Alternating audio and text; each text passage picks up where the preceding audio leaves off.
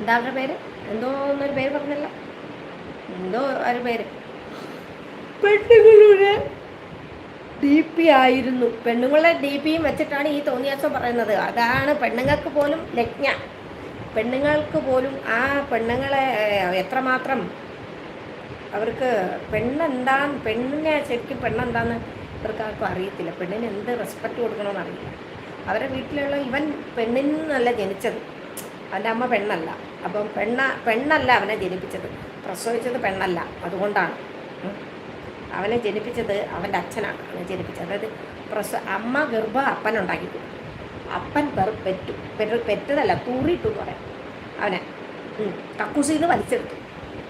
അതുകൊണ്ടാണ് ഈ മാതിരി വർത്താനം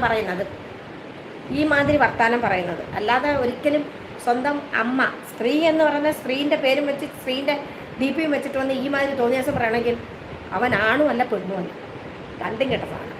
അതുകൊണ്ട്